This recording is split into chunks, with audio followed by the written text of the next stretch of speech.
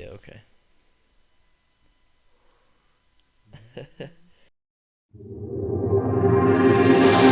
Dude, Wardle, your wisdom has helped me grow so much.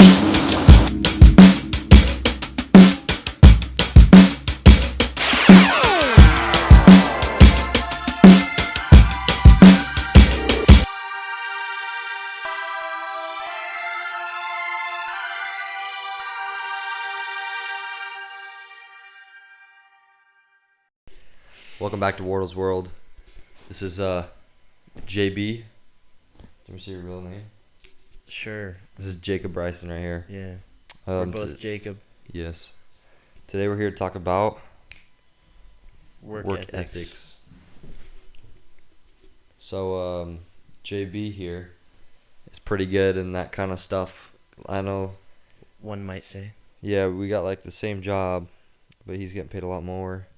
He's on his way to be a manager maybe, so he knows a thing or two about work ethic. So could you define what work ethic is to you?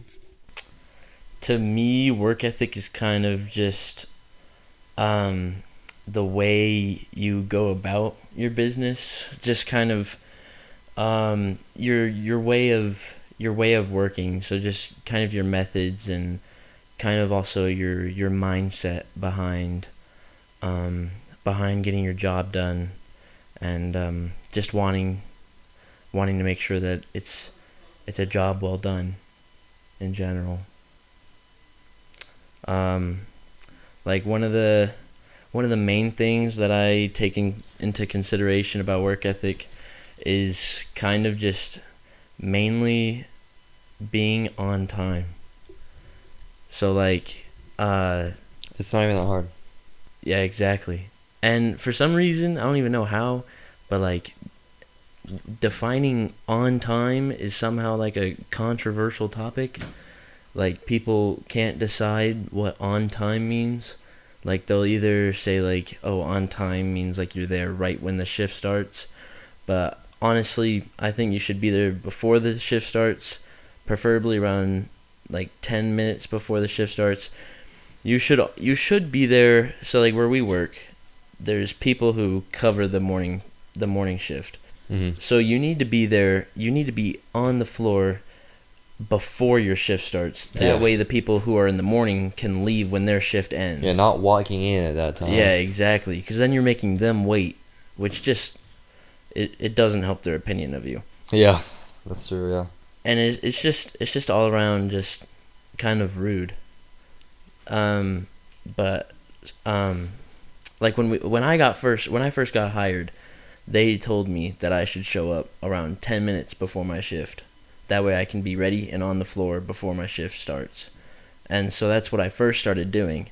But now I take all my gear home with me, so I don't need to get ready when I get there. So now I just get there 5 minutes before my shift starts. That way I can get there, just turn on a radio, and I'm on the floor.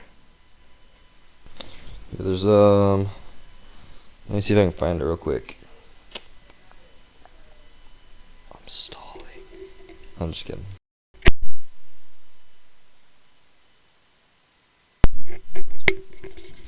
Alright, screw this frame. There we go. Oh, here we go. Okay, I don't have it saved, but my grandpa says like, you should be able to like work like 15 minutes before, and then 15 minutes after. Um, Mm. so yeah, he always thinks you should like sometimes when I first had a job, and yeah, I'm here. When I first had a job and I was like 16, or I wasn't 16 yet, so I didn't have my driver's license. I told my grandpa because he was babysitting us, Mhm. and he took me to work like 30 minutes early, which was a little much for me. It was like a food job, so I don't think it mattered too much. But he says you should be work 15 minutes, or at least you should be willing to, I guess. Like if they need you, then like stay. Which Mhm. yeah. Yeah, like when I was in, let's see, I believe it was like, it might have been like junior year. Of high school. I had to take financial literacy, and one of my the teacher that taught financial literacy for me, um, he said he was talking about getting employed and everything, and when you have a job, and it was basically kind of also the topic of just work ethics and everything, just trying to make sure you can get a job and then keep a job. He was saying that you should be the first to work and then the last out of work. Yeah. And then like he said that you should be there until like the point where like someone's asking you to leave. Uh-huh. Because if there's a time where like there's downsizing or anything like that, and they're having to make cuts, they're not gonna cut you because they know that they can get work out of you. That's true. That's a good point. Yeah, it always stuck with me. So I'm gonna ask you your opinion on certain topics. Okay. okay. All right. So first topic is it's like quitting. How do you think you should go about quitting? Well, I mean, like obviously you need to keep it professional. I mean, like you shouldn't just be like, "Yo, I'm out," and then never show up again. Obviously, it's the more professional and kind of expected way to quit that you should put in a 2 weeks notice. It's a little bit more professional to do that in person. I know some people may feel uncomfortable with that, and they have done it through text messaging or maybe even a call. A call I would say is more professional than texting, but I would say always aim to do it in person. And then if you're going to quit, make sure that you've tried everything else. Like if there's issues at work that are making you want to quit, then you should go to your boss and talk to them about it. Let's see here. And also, when you're quitting, always have another job lined up. Never quit without another job lined up. If you're going to quit, before you quit, you should always have an interview lined up. Go to the interview and make sure you at least either feel good about the interview or already have an offer from that employer. Then you can put in that 2 weeks notice, and you can tell that new employer that you can start in 2 weeks. That is the more financially responsible way to quit. And then, what was your next question? We're gonna go with actually we'll save this part for later. Okay. What do you think about kind of how a lot of places say that you should keep your opinion to yourself in a workplace? Like, kind of what do you think about that? Keeping your opinion to yourself. I know it can get really difficult at work, especially if you work somewhere where like there's just dull moments where there's nothing really to do. It can get tempting to just get talking, and then that can lead one thing leads to another, to where you're starting to just let opinions fly out the wazoo. I know I've let it happen. It's not the best way to go about having your conversations at work, because you never know who's listening. You never know what could hurt someone's feelings, and it's always just more important to especially keep negative thoughts off or out of your job. Just making sure that you're staying positive and you're just keeping good vibes all around. Yeah, like I kind of know, like personally at my job, there's like some girls, and for like no reason at all, they just like say bad things about a certain individual dude, and like I think they make some rumors about him, and I'm sure it hurts his feelings. So, they should kind of be more nice. Is that person in the room? All right, moving on. Actually, I was gonna add to that question. Um, you should also keep politics out of your job, because you never know what everyone's political ideals are, and letting those ideas fly can sometimes create tension. Except for when this comes to my full job, we talk politics here because Trump sponsors us. Yeah, exactly. No, not yet. I'm gonna get a Trump hat. Trying to get him on. Trump, if you ever see this, I wanna interview you. All right. Next thing is kind of like, what do you think most kids, like kind of younger kids, in like their late, early teens ish, kind of miss when they're doing work? Because I know certain individuals in our job, we kind of would classify them as unprofessional. Let's see here. I feel like teenagers should keep their when they get employed, and especially if it's their first job, um, keep in mind that it's not just a way to make money. You should also use it as a learning experience. Like my first job being in a hardware store, that has been amazing for me because I mean, like, sure, I've been able to make money, but I like money. I have been able to learn so much stuff about the different hardware stuff that we sell that I did not know before, and now I know how to use a bunch of different stuff, and it's just given me a lot more ability to use that in the future. Um, but also, you should also use it as a way to practice your like the way you carry yourself just normally in public, like your just normal social cues and stuff like that. I mean, like talking to customers every day, it it trains you to be able to have conversations with people and to be able to not be so um, kept in and introverted. It trains you to go out and actually ask people stuff and talk to them, reach out to them. So yeah, definitely use it as a learning experience, and make sure that you can gain something out of it other than just money. So do you think working has helped your kind of like social skills kind of develop? Absolutely, yeah. I would when I first started working, I was afraid to go up to the customers because I was like I don't know anything. Hmm. Like, how am I gonna help them? They probably know more than me. Yeah. So I wouldn't approach them until I mean, like, I mean, like, when I first started getting confident, it was probably a couple months in, and then I was finally more confident, and I was approaching every customer, and I was making sure that they were getting what they needed.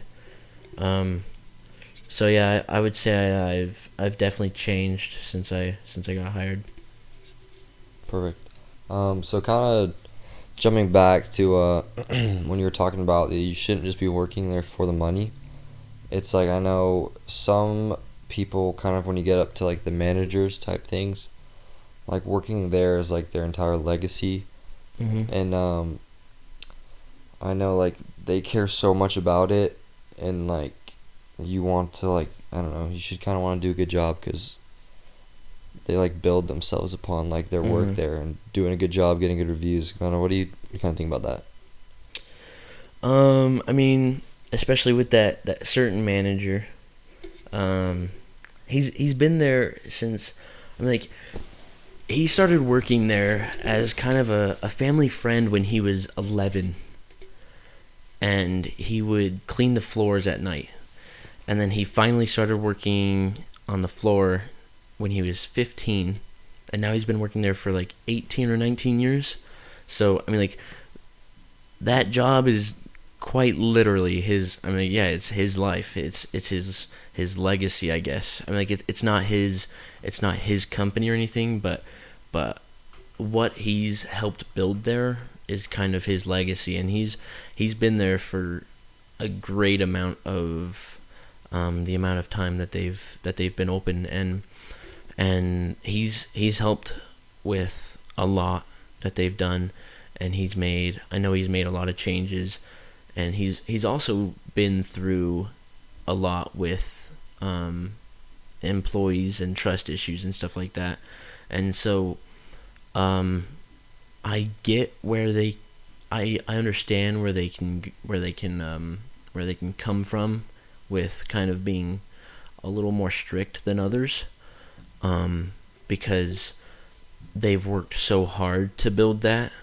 they don't want an employee to come along and seem like they're a good worker, so they get hired, and then they just kind of fool around the entire time and ruin the reputation of what he's built. Mm-hmm.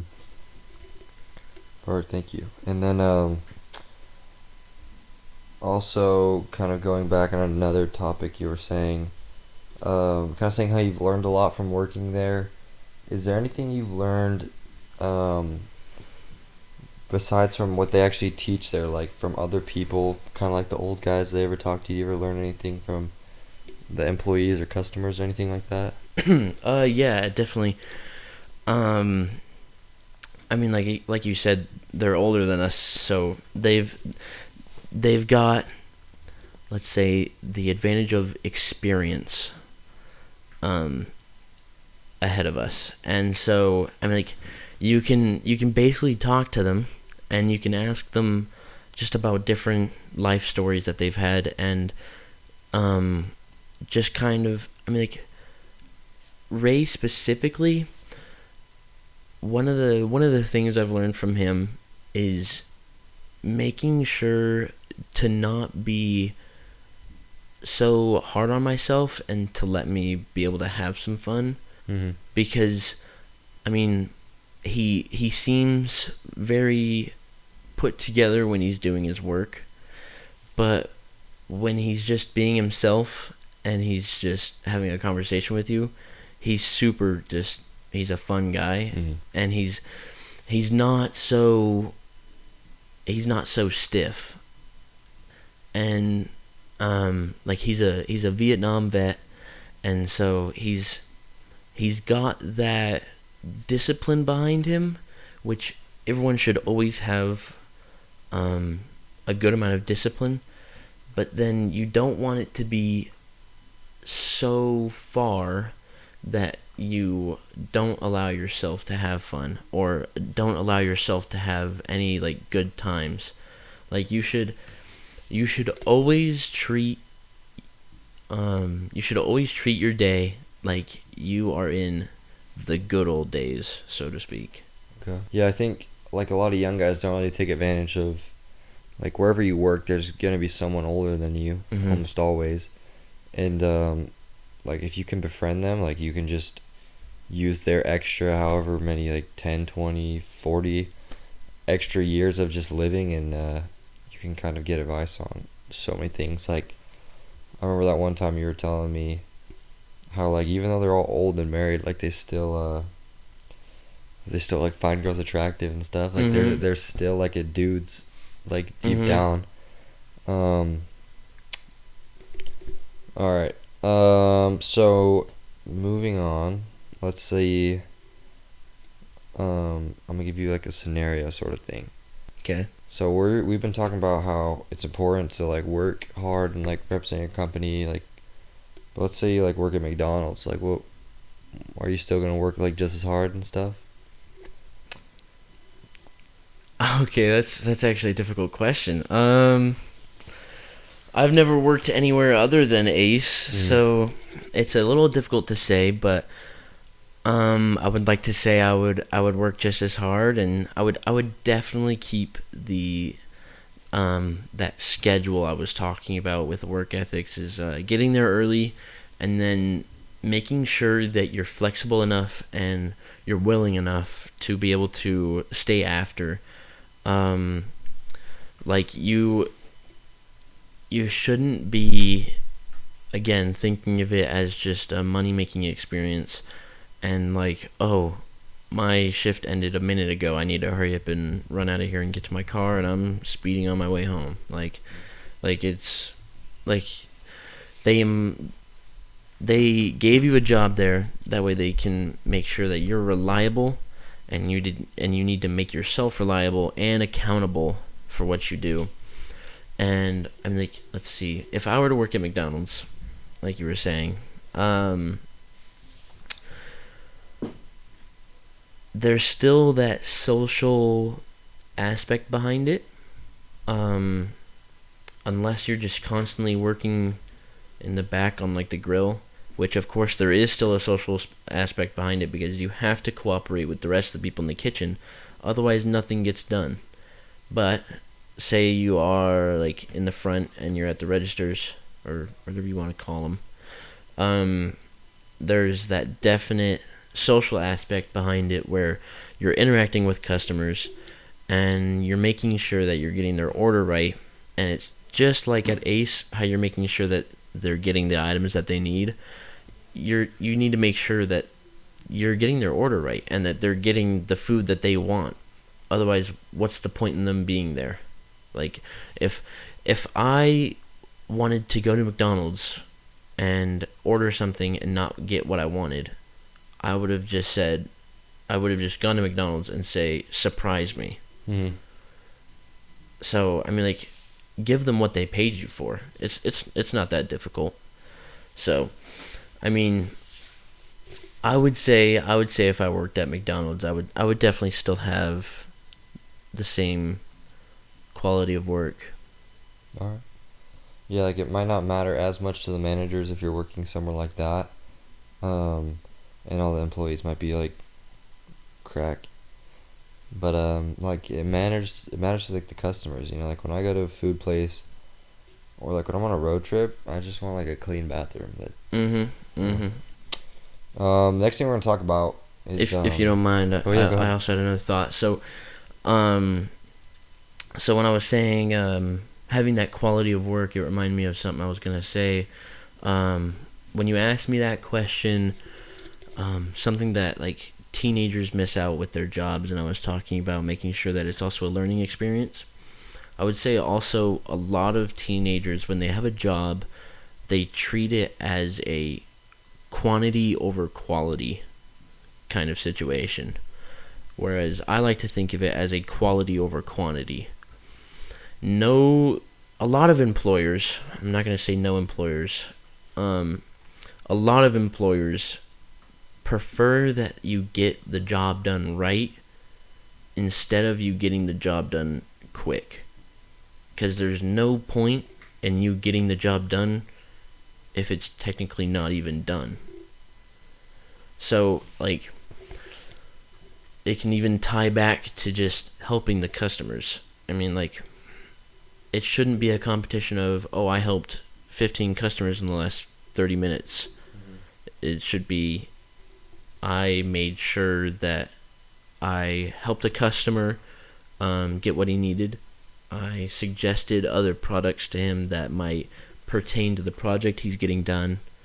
I made sure that he was leaving with everything that he was going to need. That way he didn't need to come back.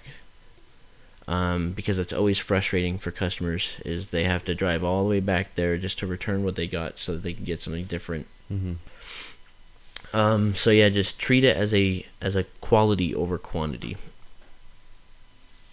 Perfect. Yeah, that goes right into the next thing I was going to talk about. I was going to say, like, the bare minimum. Like, all these people just do what they need to do to get by. What do you kind of think about that, expanding more? And then, do you have any, like, personal experiences where other people are doing the bare minimum and how it kind of affected you? Yeah, bare minimum. I feel like with people, with especially that term bare minimum, I mean, I feel like a lot of people nowadays just do the bare minimum, and it's just where we're going wrong. Mm-hmm. It's like the whole workforce is just everyone just wants to get their work done and go home instead of making sure that the work gets done with with it exceeding expectations. You should, going back to when I was talking about with financial literacy and the teacher telling us how to stay employed and wanting to stay after our shift ends. In my opinion, when you're doing a job, you should always make sure that you're exceeding expectations. Because if you do a job and you do it well, and you can do it with you going above and beyond without them asking you to, that makes them look at you like, oh, he's a good worker. I want to keep him. Like when Bryson asked me to clean the walls of the upstairs bathroom. I asked Kaylor to store use one of those little detail brushes, and then I cleaned off the grout lines on the floor. Mm-hmm. Bryson did not ask me to do that. And I did it because I knew that those grout lines were not supposed to be black. And so when he saw that they actually weren't supposed to be black and they were actually much cleaner, like after I had gotten done with them, he gave me the gift card because he knew that I went above and beyond without him asking me to. And so I exceeded expectations, and that makes them look at me like, oh, he takes initiative, oh, he gets his job done, and he gets it well, or he gets it done well, which is why they were willing to give me a raise, and which is why they were willing to give me more responsibilities like working on freight and now getting trained to be a manager. So I just feel like doing the bare minimum is just it's just not the smartest way to go about your job. I feel like if you're not doing it, then that means someone else has to do it, right? Yeah, exactly. It's like saying my time is more important than yours, so I'm going to let you do this instead of me. Yeah. And I know, like, certain employees, if you get kind of known for like doing the bare minimum, or sometimes like you can't even call it the bare minimum, just flat out not doing your job. Everyone else kind of hates you. Like, we hate you. Mm-hmm. Because if you're not doing it, then someone else either make me do your job, or next time I work, if I have to do that job, I have to work twice as hard just to do the normal amount. Exactly. Going off of that, you remember when Porter worked at Ace? His last day working there, he and I were supposed to share the mopping closing chore. Mm-hmm.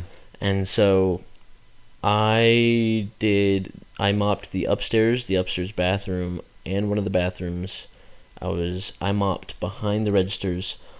All he had to do was spot mop a couple places and mop one of the bathrooms. And I told him that. Uh-huh. And he said, nah, screw that. I'm not doing that. And then so Lexi had to mop those things because she knew that if in the morning Shad got to work and he saw how bad the floor looked, he would get mad at the closing crew. Mm-hmm. So now Lexi has to take her time and do that job, even though it was Porter's job that he was supposed to do, which it wasn't even that much in the first place. It was quite literally already the bare minimum, maybe even already less than the bare minimum, because it was already less than half the work, and he couldn't even do that much. And then he ended up quitting, which is crazy to me. Yeah. But, where was I? I can't remember now. What was the last thing you said? Other people have to spend their time getting that job done. There we go. Okay. So, and you were talking about reputation. Like when coworkers have that reputation built up of doing the bare minimum or not even doing that job at all.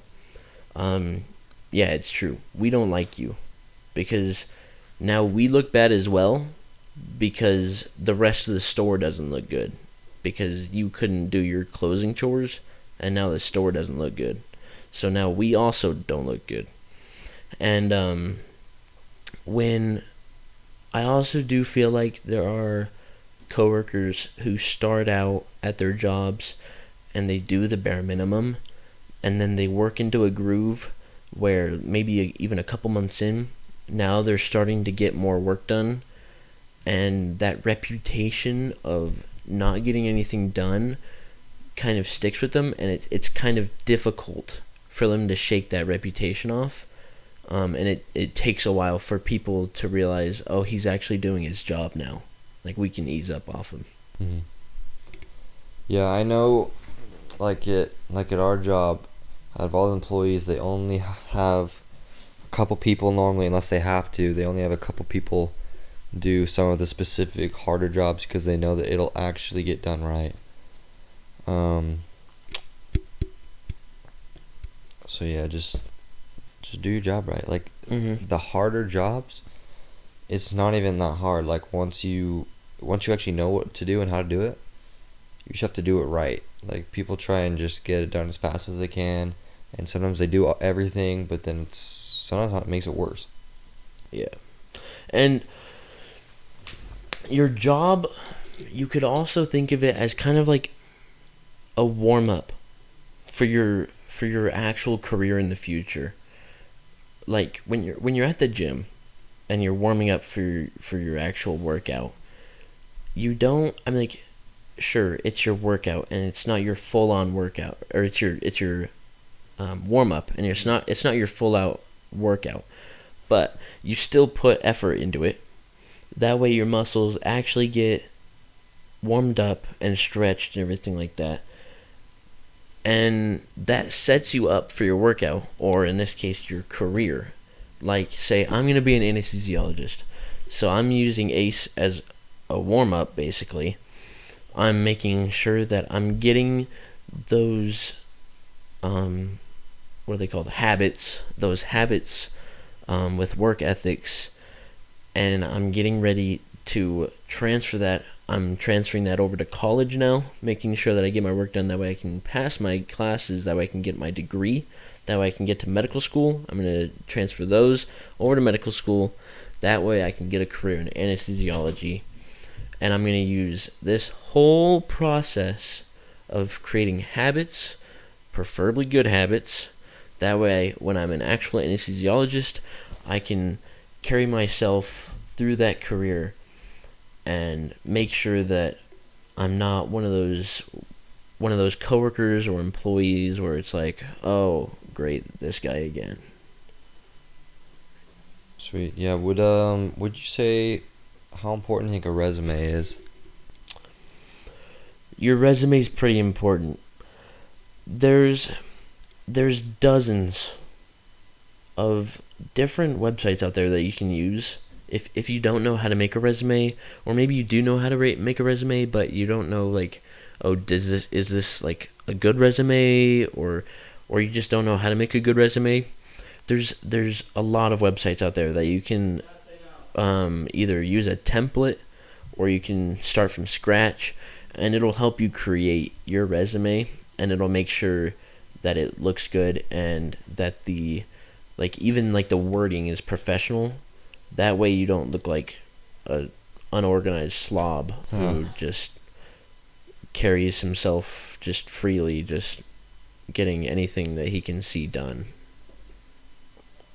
So kind of connecting something you were saying earlier is you were saying how like if you're gonna quit, like make sure that you kind of do everything to see or just see if you can do anything before you quit. Do you think it's important to like have those long um like working at one place for a long time? Do you think that looks good on your resume? And what if you absolutely hate working there? But what do you think? Well, first of all, if you don't like working at a place, you shouldn't really stay there. I mean, you shouldn't be trying to make money doing something that you don't like. You should prioritize making sure that what you do for a living is something that you enjoy doing. That way, you're actually enthusiastic about it, and you're actually inspired to have that good work ethic. Mm. Because if you don't like what you do, then you're gonna have that mindset of, oh, my shift is over, let me get home real quick, Yeah. because I don't want to be here. And like what you were asking about the resume, like should you stay there for a long time and does that look good? Absolutely. Employers love to see that you're loyal. Like, you've been at Ace for like 2.5 years now? Just around 2 years. 2 years? That looks great on a resume. Because that tells the employer, oh, he sticks around. So I can rely on him to stay here, and so that I can get plenty of work out of him before he may move on to another job. And that's why when I've asked for a raise in the past, I have made sure to let them know that I have no plans on leaving. So, I mean, like, just that loyalty is very important to them, because if they're going to give you a raise and then you leave in 2 weeks, then them giving you a raise was just a waste of their money and a waste of their time. Yeah. Alright, I think we'll do one more thing before we close up. Okay. But so you basically just barely, and kind of throughout this whole episode, you've kind of touched on this, but I want to like dive a little bit deeper. So we want to talk about just kind of raises, like Okay. the process, like what you should ask for, kind of what you should expect, what you should plan on, things you do before and after your raise. Because you get paid, I'd say, significantly more than me. Mm-hmm. Well, I wouldn't say significantly. A good amount more than me. Yeah, sure. I would like what you have. Okay. Okay, so going off of what you should ask. First of all, I would start off with thinking about what you contribute and thinking about what you were hired to do. So list off what you do, and this shouldn't be part of your conversation with your boss. This should be to yourself, just thinking before you ask for a raise. Yeah. You should be listing to yourself what you contribute to the job. And then you should think, oh, is this what I was hired to do already? Because if so, I'm being paid for what I was hired to do. Mm-hmm. In my opinion, just being at your job for a year doesn't entirely entitle you to a raise. I know some people and some places might think that it does, and to each his own, I guess. But like where we work, we were hired to be on the floor and help customers, and we were hired to be in hardware, lawn and garden, or electrical and plumbing. But then we get trained to maybe be a second check or to work the paint counter. That's extra. Like that's them adding more responsibility to us, because now we have to listen, like, oh, do they need another cashier up front, or do they need someone to help mix paint? That's adding extra responsibilities to us, and that, in my opinion, would entitle us to a raise, because they're adding more responsibility to us and more things that we need to look out for. Like with me, for example, they were having me over the summer work freight, which adds even more responsibility to me. Then they gave me a key to the gate, which is a huge responsibility, because I have to make sure that people don't get a hold of that, because if a customer gets that, they can load up a cart, unlock the gate, and just walk out. And then you could do that too. You could take your key home and just go take whatever you want. And then they also showed me how to drive the forklift. Even more responsibility. And now they're training me to be a manager, which is even more responsibility stacked onto that. So yeah, just going back, you should really think about if you've started to contribute more than what you were hired for, because if you are doing more than what you were hired for, that makes you worth more than your original hiring payment, I guess. I don't know how to word that. And then now that we've topped on that, the what you should ask for. If you have a certain number in mind, that's great. Like I think Wyatt, when he was asking for a raise, he said like he would love like $1 more. Like, in my opinion, that's a great way to go about it. I would also make sure to ask like, would it be possible for me to get a raise? Like when I was first being put on freight, I went to Shad and I asked, I kind of need to be making more money so I can pay for college. And so I told him that I needed a raise, and I asked him if that would be possible. And he said, probably. And then so he went and talked with the others, and then he came back to me and he said, we can do it. And so he gave me that raise. And then for the second raise, I went to him, and then I specifically told him, I need to be making at least this much to be here so I can pay for college. Mm-hmm. And then he saw that and he said, okay. And so he went and talked to them, got the approval, came back to me and he said, we can do it. Nice. And that goes back to all that getting your job well done and especially taking initiative. Like when I first asked if it would be possible for me to be trained as manager, they said, like, I was on a delivery once with, I believe it was Bryson, and he was talking about how they had been looking for someone to make a manager, but they couldn't decide on who. And then they saw me taking that initiative, and they said, yeah, sure, let's make him a manager. So that's why they wanted to start training me to be a manager. So especially initiative, like, you shouldn't sit around doing your job expecting them to call you upstairs and have a meeting with you and saying, hey, we're going to give you a raise, just out of the blue. Because if you don't ask them for a raise, they're going to assume that you're comfortable with where you're at. And they're not going to give you a raise because they're like, oh, well, he doesn't need a raise, apparently, because he doesn't really want one. Mm-hmm. So they're not going to just freely give you a raise. Yeah, perfect. So, just kind of like, not just the raise, but everything we've been kind of talking about, it seems like a big thing is just like reputation. Like, you want, when people hear your name, or like if they look you up on the schedule, whether it's the manager closing that day, other employees, just anyone, they want to be like, oh, Jacob's working today, like, today's going to be alright, like, I know I got someone to count on. Mm-hmm. Do you have any closing thoughts?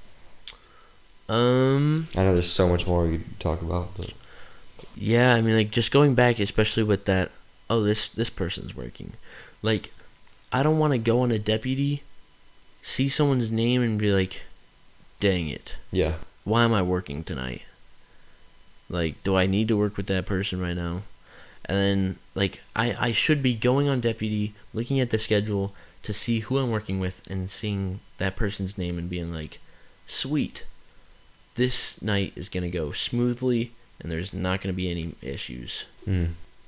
So, and they should be looking at the schedule and see your name and also think, sweet, I'm working with this person. So, just aiming for that. It's kind of in a way with the golden rule, with the treat others the way you want to be treated. You should carry yourself through your job.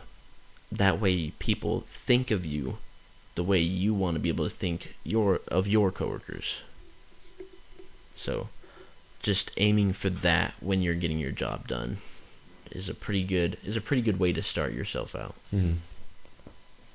Yeah, kind of like like the opposite. Like if you're that person that you look on the schedule and you're like, oh, I don't want to work with that person. Like it can hurt others. Like if you need time off, a lot of times people be like, well, who's working this day? And they look at that like, I don't want to put myself through that. I know it's Exactly.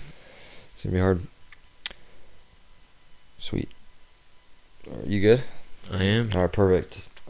This was Wardle's World. Thank you for watching. We'll see you next time. Bye. That was actually really fun.